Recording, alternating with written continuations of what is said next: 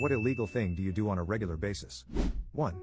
When I was a kid, I thought it was normal that we could buy movies the day after they came out from the Chinese lady in the chicken shop. I didn't realize it was a crime until middle school, when I told someone my grandma had Avatar on DVD and they said that was impossible since the movie was still in theaters. 2. During football season, I provide verbal accounts of the game without consent of the NFL. 3. When I was in college, parking was $500 a semester, which I couldn't afford. I simply went to class each day until I got a parking ticket. I went online, paid the $50 fine but kept the ticket.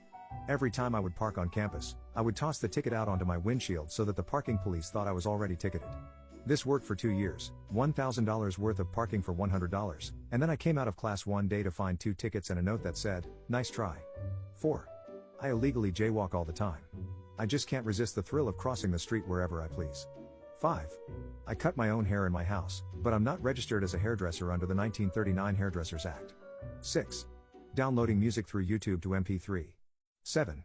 I buy organic veggies and ring it up as non-organic in self-checkout. 8.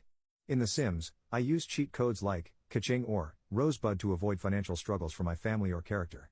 9. Hiding snacks in my jacket at the movies. 10. When I was younger, me and my sister were driving down the road when we saw a roadkill raccoon. We decided to pull over to see if it was still alive. It wasn't, but it had a baby raccoon trying to cuddle up to it.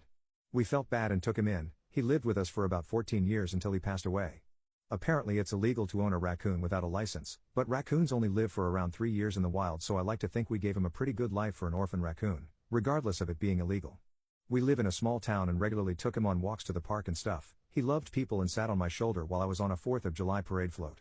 R.I.P. Bandit. 11. I don't always come to a complete stop at a stop sign. 12. In '94 I had an '87 Toyota Celica in black. It was a really nice car when I bought it, but it had a missing hubcap. Not knowing where to get a replacement, I stole a hubcap from another Celica in my neighborhood. I was dumb and 17 years old. I drove that car for 2 years until I got into an accident. Since I no longer needed the hubcap, I put it back on the car I stole it from 2 years earlier. I always wondered what the owner thought about it.